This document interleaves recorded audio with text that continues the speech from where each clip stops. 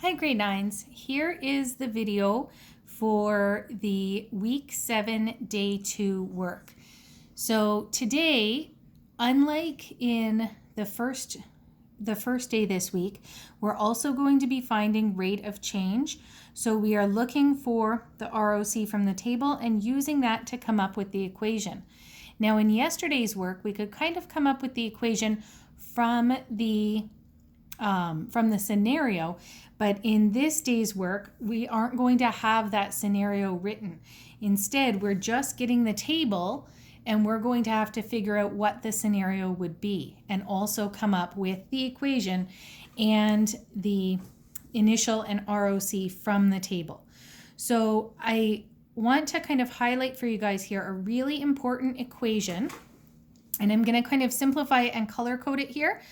So the general form for a linear equation has four kind of different parts. The first part is the dependent variable, and that's another word for the output. So in a table of values,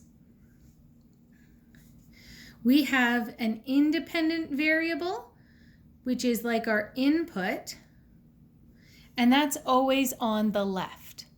And we have a dependent variable, which is our output, and that's always on the right. So in my equation, we're going to have to come up with a variable to represent that dependent variable, and I'm going to call that dv. Okay, then we're going to start with the initial value, and to kind of keep with how we did it last time, we have the initial,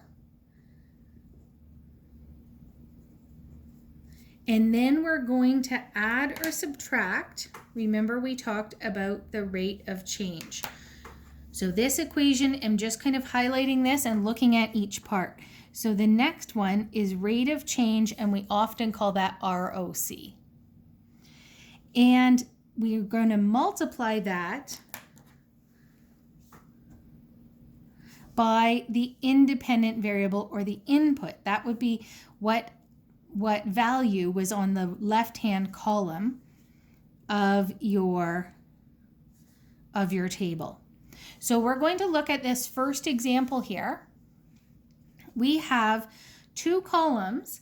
We have number of people and cost. We don't know what the cost is. We've done some earlier in the course on linear where you maybe were having dinner at a restaurant or having people go to a dance for school or to the movies, anything like that, where you have some base cost and then a cost per person.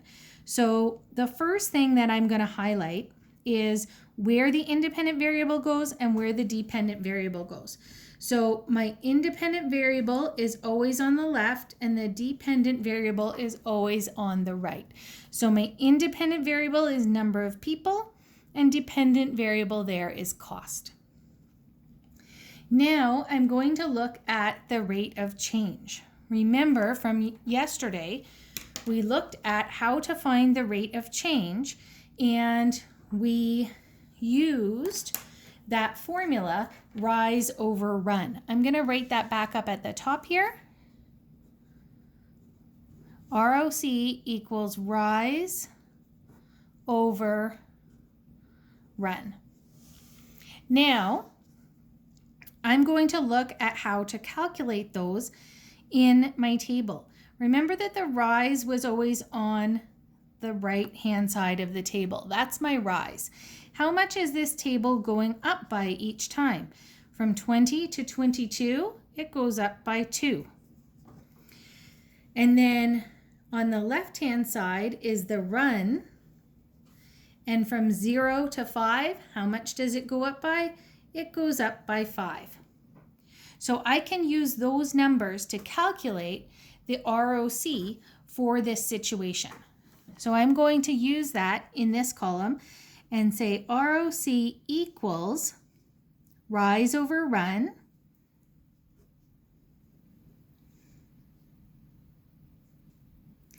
and here the rise is 2, and the run is 5. And because this is in dollars, this is like figuring out our unit rate. On your calculator, if you did 2/5 as a decimal, it's 0.4. But if this is money, we're going to write it as 40 cents. So what this represents is that is the cost per person. It's a unit rate. It's cost per the number of people. Okay? So this is cost per person. Okay? So I can calculate rise and run from my table. The real trick here is remembering what side is what, but refer back to this video, and I get to 40 cents per person. So whatever this is, it increases the cost by that much. The next step is looking at the initial value. So here, the initial value, remember, is always the one across from the 0. So we look in our table for the 0 in the left-hand column. You find that, and you found your initial value. So my initial value is 20. And this 20 is a cost. So what does it represent? This 20 represents the initial cost or the base fee. So $20 is the base fee or initial cost. That kind of means the same thing. So we want to write in a sentence what information is getting described in this table. So here we see that there's a base fee of $20 and an additional cost of 40 cents per person. So that would be my sentence. We don't know what this cost is for. If it told us like cost of the restaurant or something like that in context, we could be more specific, but I will just say there is a base fee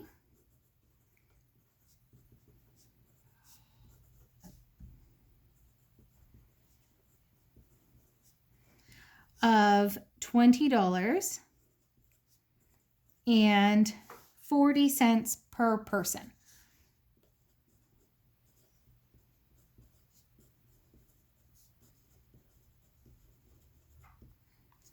Now, the last step here is to write the equation. So this is really important, going back up here to the top and looking at what the pieces are. We've got 4 pieces: dependent variable, initial, rate of change, and independent variable.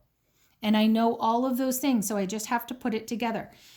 My dependent variable is cost, because it's the right-hand column. My independent variable is number of people, because it's the left-hand column. My rate of change is 40 cents, and my initial is 20. So when we say what is the independent or dependent variable, we want to choose a letter to represent that. Usually we'd pick the first letter in that word. So I'm going to use C for cost. And normally we do a capital for the dependent and a small letter for the independent. So C equals, now we start with initial. So you can see I've color coded these. We're going to start with initial here. And my initial is $20. So I'm going to put 20. The next thing is looking at plus or minus. That's a kind of weird symbol. Looking at plus and minus, that you have to decide, are you adding or subtracting? So look over in your table. Are we going up in cost or down? We're going up. We're adding on a cost every time. So I'm going to put a plus. And then the next thing is the rate of change. So I'm going to get my blue pen, and my rate of change is 0.40. And the last piece is the independent variable. My independent variable here is number of people. So I'm going to use an N for number of people. So there's my equation. C equals 20 for rate of change or initial plus 0.40, which is my rate of change, times the n. So C is the cost, and this is what you'd be finding, and n is the number of people. So that gives you an equation to find the cost for any number of people, even if the number of people was not in the table.